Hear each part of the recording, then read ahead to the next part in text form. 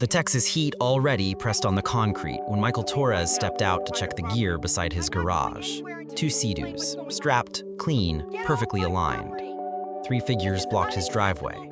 HOA President Carol Danvers, flanked by two black polo enforcers, clipboards dangling like badges. Neighbors paused behind blinds. A teen lifted his phone, sensing trouble. Carol's stance was razor straight, chin lifted, finger cutting the air as if she owned the block. "You're in violation," she snapped, the words hitting pavement like a gavel. Michael's shoulders squared, keys biting his palm, patience thinning after weeks of snide warnings. "I'm not even in your HOA." The sentence traveled porch to porch, turning curiosity into shock.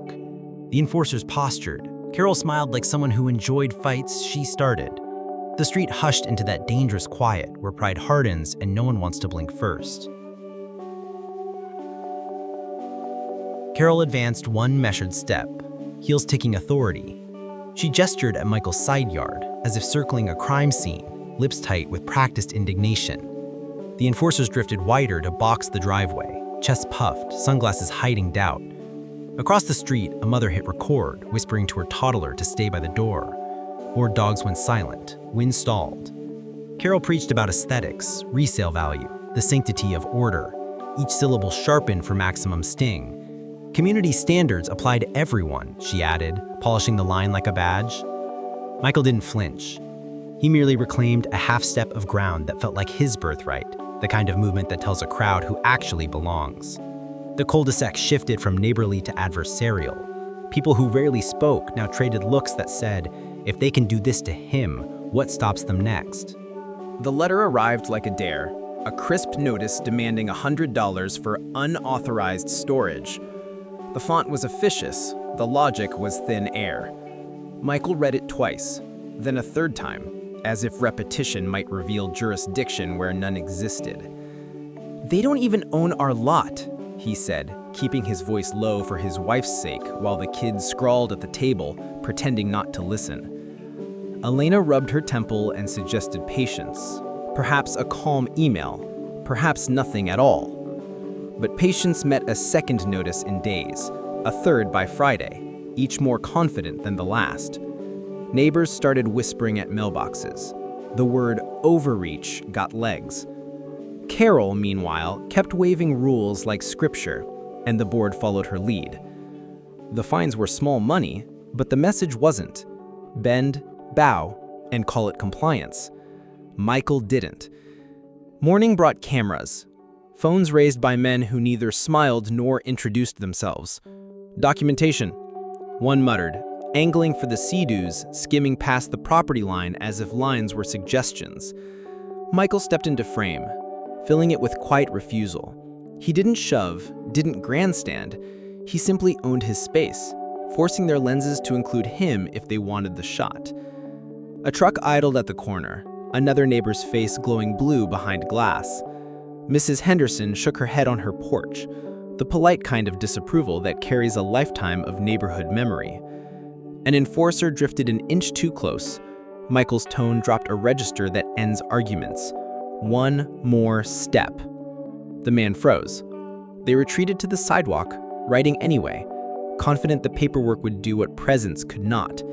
Somewhere, a printer warmed for the next notice. By midsummer, the stack of envelopes looked like a paperback novel. Same cover, nastier chapters. Each notice borrowed authority it didn't have and spent it loudly. Elena counted savings in her head while pretending to count laundry. The kids learned to read adult tension by floorboards alone. Michael clipped a fresh letter to a clipboard, walked it to the curb, and let the neighborhood see the paragraph that mattered. Failure to comply could trigger liens, damages, civil litigation. He didn't shout, he projected. Civil suits over 2 jet skis. The question wasn't for Carol, arms folded across the street like an iron gate, but for the people peering through screens and shutters. A brief lifted the page, then dropped it, like the neighborhood exhaling. Everyone loves rules until rules arrive with teeth, and suddenly every garage on the block felt vulnerable. The sound of knuckles on wood startled the Torres household at dawn. A sheriff stood framed in the doorway, paperwork in hand, his presence drawing neighbors to porches. Elena clutched her robe tighter, children peeking from behind her. The officer's voice was steady, almost regretful. as he handed Michael the thick envelope. "You've been served." Inside was the absurd writ. The HOA had filed a civil suit demanding $100,000 for non-compliance. Michael scanned the numbers, blood pounding in his ears. 100,000? Over 100? The words tasted bitter. The officer offered a professional nod, then left, leaving whispers in his wake. Phones caught the moment, neighbors whispering to their cameras. The paper trembled in Michael's grip, not from fear, but fury. Lawsuits were no longer a threat scrawled red ink. They had become the weapon in his hands. Inside, the kitchen felt smaller, walls pressing inward with the weight of the lawsuit. Alina read the pages silently, her face pale, fingers curling around the table's edge as if steadying herself. Michael paced the linoleum floor, muttering, piecing together the absurd math. $100 fine multiplying into 6 figures. Daniel, their teenage son, broke the silence. "Dad, are we losing the house?" Michael stopped cold, the question slicing deeper than any notice. Sophia clung to her mother, eyes wide. Alina finally spoke, voice breaking.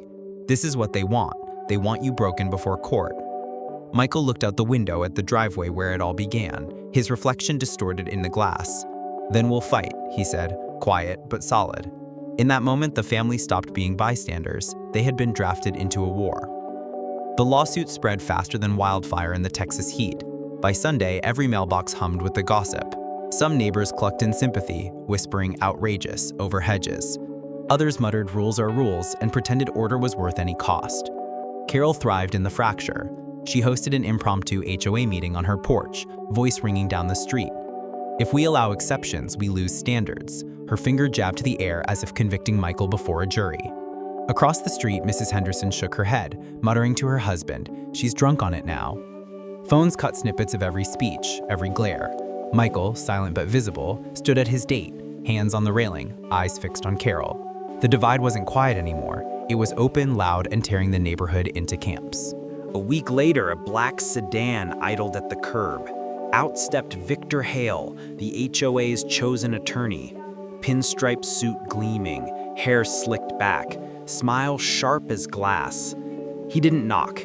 He unfolded a document and left it pinned to the Torres' door with a neat clip.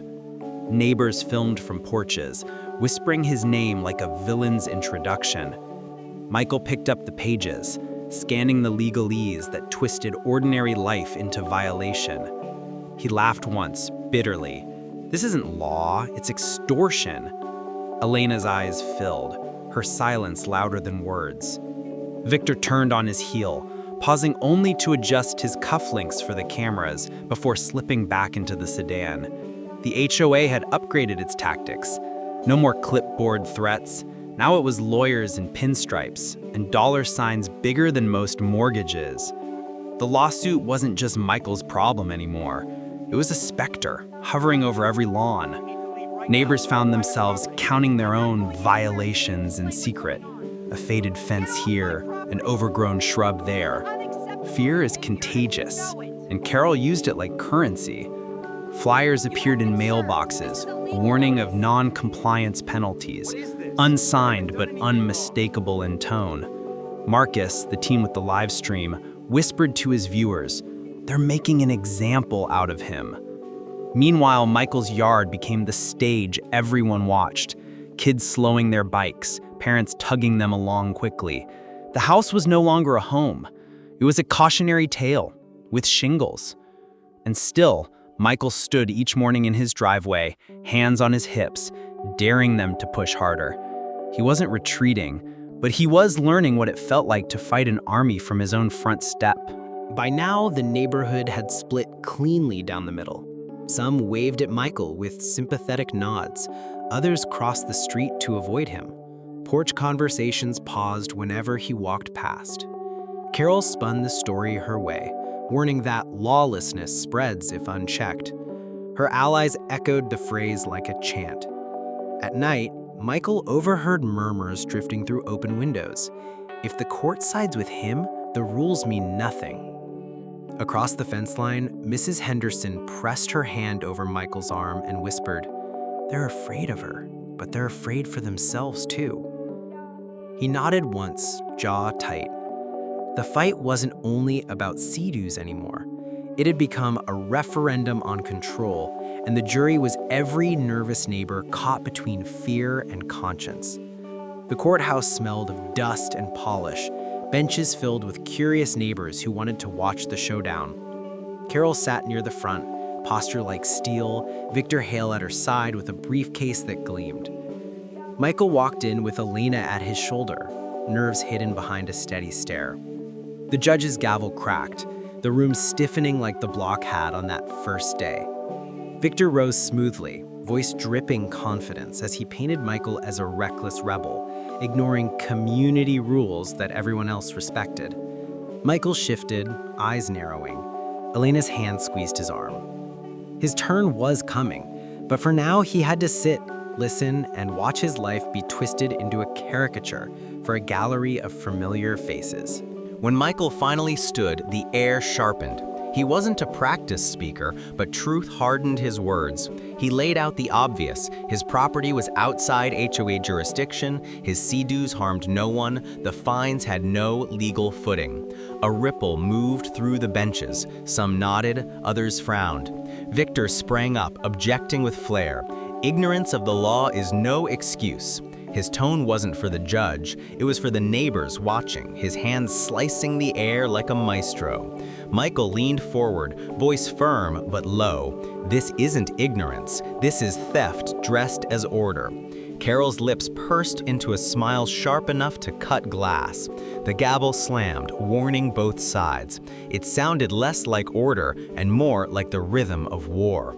The crossfire continued for hours, law terms rattled like sabers, evidence twisted to fit whichever mouth was speaking. Michael held ground as best he could, but the tide shifted when the judge leaned forward, eyes narrowing. "Mr. Torres," he said, "you received notices, correct?" Michael confirmed. "Then you were aware." It was a trap disguised as logic, and Victor seized it, spinning awareness into consent, silence into guilt. Carol smirked at the gallery, as though victory had already been carved in stone. Michael clenched the railing, feeling the floor tilt beneath him. For the first time, Elena looked away, her faith straining under the weight of polished words and legal traps. The courtroom didn't just tilt, it bent, and it bent toward the HOA. When the gavel fell again, the verdict wasn't final, but the message was clear. Michael would bear costs. Hearings would continue, but the financial bleed had begun. Carol left the bench like a queen descending a throne, neighbors parting as though she carried invisible power. Victor adjusted his cufflinks, eyes gleaming for the cameras waiting outside. Elena wrapped her arm through Michael's, her silence saying more than words. He stood straighter than he felt, whispering to himself, "It's not over." The words weren't for encouragement, they were a promise. In the hushed courtroom, Marcus's phone caught everything. Michael's clenched jaw, Carol's triumphant smirk, and the neighbors' uneasy glances. Justice hadn't been delivered, it had been bartered, and the neighborhood would soon see the cost of the bargain. 2 days later, a paper slapped against Michael's front door with fresh tape. A lien notice, stamped bold and final. The sheriff who delivered it didn't linger, just nodded grimly before leaving. Elena found it first, her gasp pulling Michael to the porch. She covered her mouth, tears welling, while the children hovered behind them in silence. Michael ripped it down, the paper crumpling in his fist. "They're not taking this house," he muttered, voice shaking with fury. Across the street, Carol stood on her lawn, arms folded, lips curled in satisfaction. Neighbors watched the scene from porches and blinds, the whispers now louder than ever. The HOA wasn't just targeting Michael, it was sending a warning to everyone. Resistance comes with a price. Inside, the kitchen turned into a war room of emotions. Elena slammed a stack of unpaid bills on the table, her composure cracking. "We can't keep this up, Michael. It's eating everything." Daniel stormed from the room, tears in his eyes, while Sophia sobbed quietly at the corner. Michael stood still, shoulders heavy, staring at the lien crumpled on the counter. He wanted to rage, to shout at walls, but all that came out was a low, steady promise. "I won't let them break us." Elena looked at him through blurred eyes, torn between belief and despair. In that silence, the fight grew bigger than property lines. It was about whether dignity could survive when a system was designed to grind it to dust. By the weekend, the neighborhood boiled. Carol tried to rally support on her porch, repeating order and standards, but the words fell flat. Too many had seen what happened at the courthouse, what happened on Michael's porch. Mrs. Henderson raised her voice for the first time in years, calling across the street, "You've gone too far, Carol." Others echoed, cautious at first, then louder. Phones lit up again. Marcus's live stream ticked upward with comments flying. Carol snapped, fingers stabbing the air at the crowd. "If you let him win, you all lose control of this neighborhood." The line backfired. Voices erupted in unison. "No, you've lost control." For the first time, Carol's smirk slipped, replaced by the twitch of fear. The street filled like an amphitheater, neighbors spilling from porches, children tugged behind parents as voices clashed. Michael stepped forward, Leon still clutched in his hand. He lifted it high, then tossed it at Carol's feet. "This is what your power looks like," he said, voice ringing across the block. Carol's face twisted red, her words erupting in a scream no one respected anymore. Shouts drowned her out, neighbors pointing, chanting, phones capturing every second. Marcus whispered into his stream, "Thousands are watching this live." The HOA enforcers shifted uneasily, realizing the tide had turned.